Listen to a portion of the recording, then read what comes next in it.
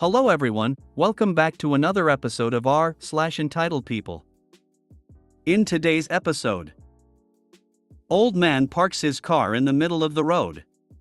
Somehow I'm at fault?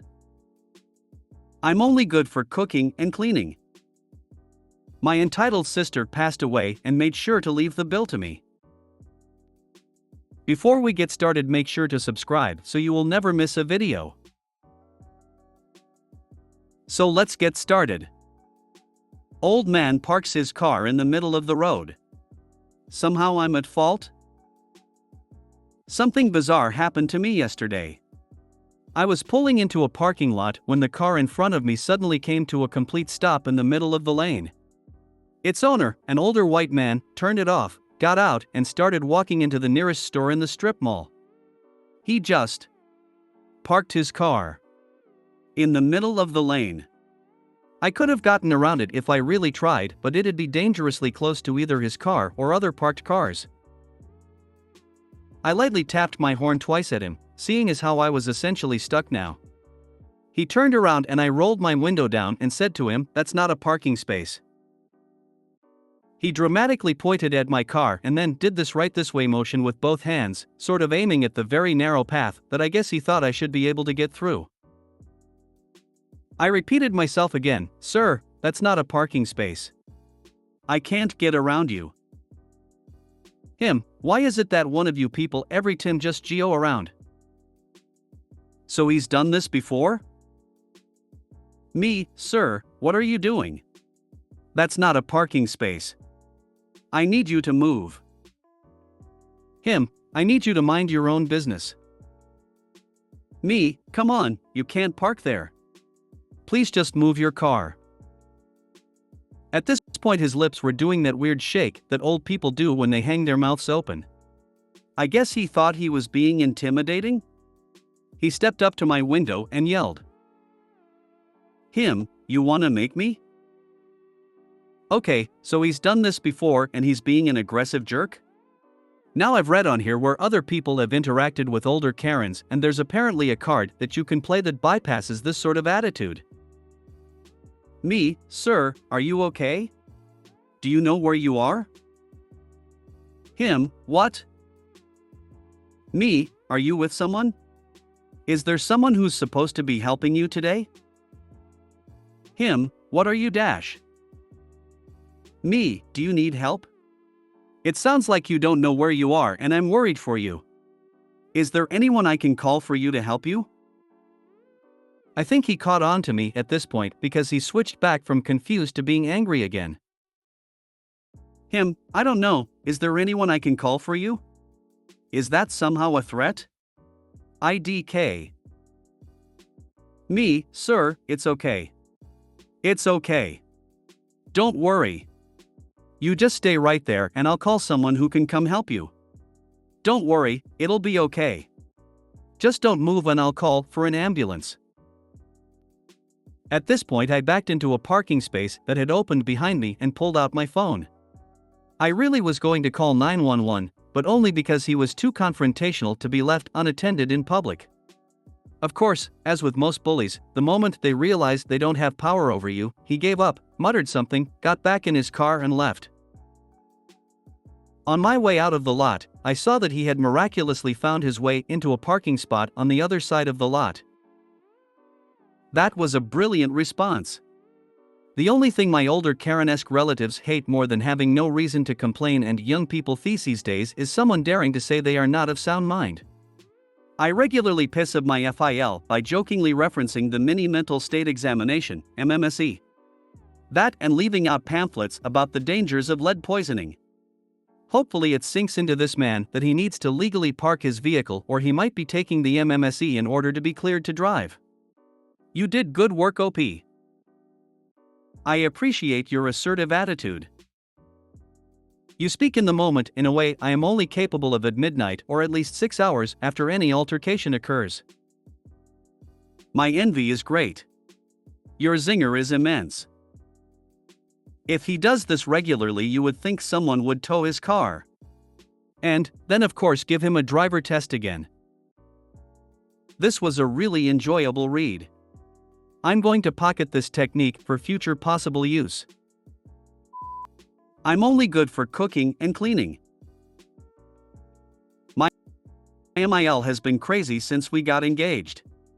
So, I have lots of stories. This is just the most recent drama, and I think I won this round. My MIL has had some health issues over the last year. She has had 3 surgeries during this time. This story involves her 3rd surgery. As bad luck would have it, I was the only person available to take her to the hospital. Everyone else had legitimate excuses. MIL tells my husband that she will pay for my flight, the hotel, and rental car. She did reimburse me, but only after much arguing. I made reservations and got an incredible deal for the flight and rental car. Husband was very impressed.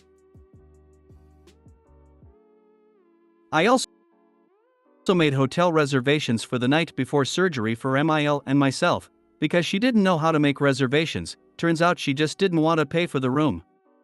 MIL surgery was scheduled for a Thursday, so I flew across the country on Tuesday.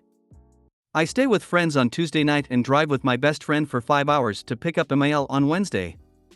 We pick up MIL, then drive 4 hours to check into the hotel prior to surgery. My husband asked my friend to accompany me for the long drive. MIL lives in a very remote area and he was concerned that I would have jet lag and be drowsy. We check into the hotel at about 5 p.m. On Wednesday, my friend's husband was waiting to pick up friend and drive back home. Incredible friends. MIL was in a terrible mood, which I chalked up to nerves before her surgery, so I was quite understanding. The following morning we arrive at the hospital and get registered for surgery. We are escorted to a small room prior to surgery and MIL is very agitated because she has to wait. Her surgery isn't scheduled until 9 a.m. but we had to arrive at the hospital by 6 a.m. The wait became increasingly awkward for me. Every time someone entered the room, she would say, "This is just my daughter-in-law," or "I wish my daughter was here." The gut punch comes when they come in to take her to surgery and the nurse asks if MIL would like to say goodbye to me or give me a hug. I am on my feet approaching MIL when she harshly says, "No, I don't." Surgery goes well and we are back on the road before 1 p.m. MIL is very mad. She wanted to spend the night at the hospital. We arrive at her house around 5 p.m. I make her dinner, make sure she takes her meds, help her to bed and go to bed myself. At this point I'm thinking that things are going great. My return flight is Sunday, so I have time to prep and cook plenty of meals for MIL. My cooking and cleaning skills are the only reason she allowed me to come. I get up Friday morning and make MIL a nice breakfast. I ask her how she slept. Is she in pain? Does she need anything from me? MIL doesn't answer me. I think, okay, and let her know that I will be in the kitchen cooking and cleaning up from breakfast.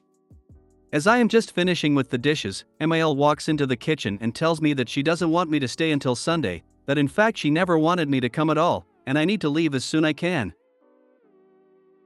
I tell her that I have planned to cook several meals for her. I'm only here for the sake of my husband, and that I plan to help her with some cleaning projects she had mentioned. She again tells me to leave. Well, after that I walked into the room I was staying in, packed my things and went back to the family room. MIL is sitting in her chair just glaring at me. I asked her again if she was absolutely sure that she wanted me to leave. She yells at me to get out of her house now. I walk out, get in the car and make the 5-hour drive back to my friend's house.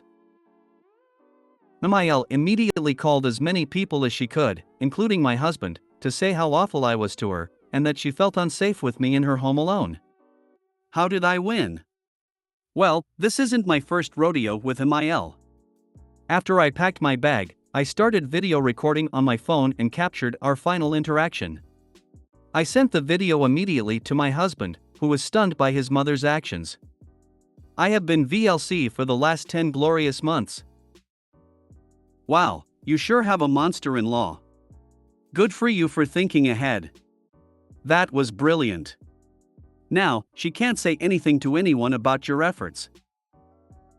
Will you get to choose her nursing home/insane asylum? Hopefully your husband now understands that the next time she has surgery, either he takes care of her or someone else does, because you will not be doing that ever again. After this, the hubby shouldn't do it either. She had mentioned a daughter when whining like a toddler, then daughter can do it. Or she tries hone health as hubby Eld needs back up his spouse. Kudos. You fought the MIL by being nice and she destroyed herself on video. No more hiding who she really is now. I'm baffled how Opie is considered available to take MIL to the hospital when she had to fly across the country, rent a car, stay in a hotel and drive MIL 4 hours to the hospital. Also makes me wonder why this charming MIL didn't have anyone closer to help her out. My entitled sister passed away and made sure to leave the bill to me. Oh boy, where to start? To be frank, I haven't really been paying too much attention to Reddit, so my apologies to a lot of replies I've missed. I actually have been postponing this for a bit, out of respect. As you all know, my eldest sister was the bane of my existence for the last few years. And I have to admit a small part of me always toyed with the idea if she was just gone my life would be easier. Well, ask and you will be given, want it or not. With her passing, I don't feel uncomfortable sharing her first name. Karen, as I called her in stories, was actually named Letitia. Letty was a mess to say the least, but I do have a lot of fond memories when we were kids. I'm going to try to keep things on the right side of petty, since even with her passing I still have a lot of salt. On May 2023, Mary and I decided to check on things. Find out if she was okay, if there was any mess we should clean, or any of the many things we could think she would be up to. We ended up finding out she had passed away on April. It is related to damage she caused to her body during her pregnancy.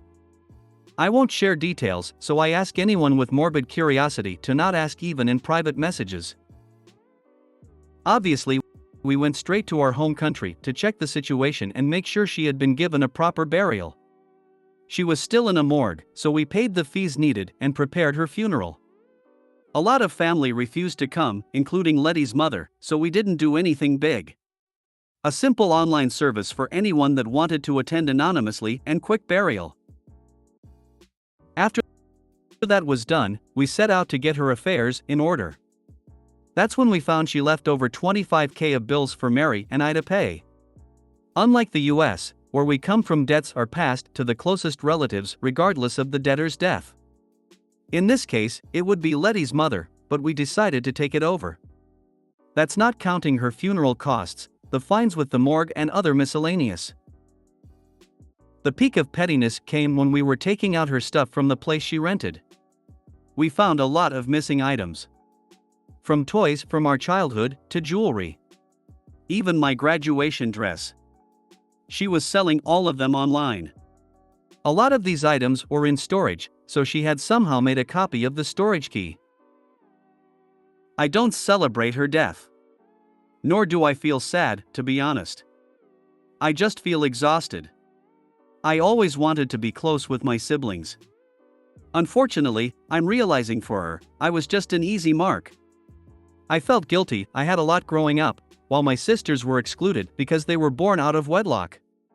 It wasn't their fault, and I'm also realizing it wasn't my fault.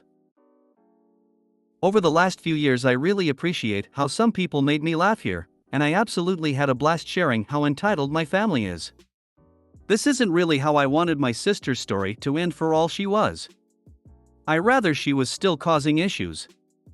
At the same time, there's a little bit of peace knowing I can visit my family and community without feeling like a target. I know the mourning and sadness will eventually come, she was my sister after all. So I'm writing this before grief makes me less bitter. So sorry for your loss. And I have a brother with a similar life. I love him but can't have him in my life, and I know that someday, I will get a call that he died, and I will have to clean up whatever mess he leaves behind. Sorry for the loss, but there is relief that she can no longer get to you after this. You and Mary are good people and are very good sisters. Hug your kiddo, and take time to allow yourself to decompress from all this. I've read all of your posts and it almost feels like a horror movie. It feels like it won't even end here. Like your cousin will take over and be the new villain or something. The amount of unnecessary issues you've had to deal with are unreal. It's sad she never got the chance to grow as a person, but a relief that she can no longer cause pain to others. Sometimes the lines of grief and relief blur together, and there is no shame feeling that. If there is an afterlife, though, I hope she has to confront her child and the pain she caused by her selfishness and cruelty. Oh, and that she has to hang out with the joint sperm donor in a perpetual dirty urinal that they have to clean with their tongues. If you made it to the end of the video, thanks for watching. Don't forget to like, subscribe and share, and we will see you in the next video.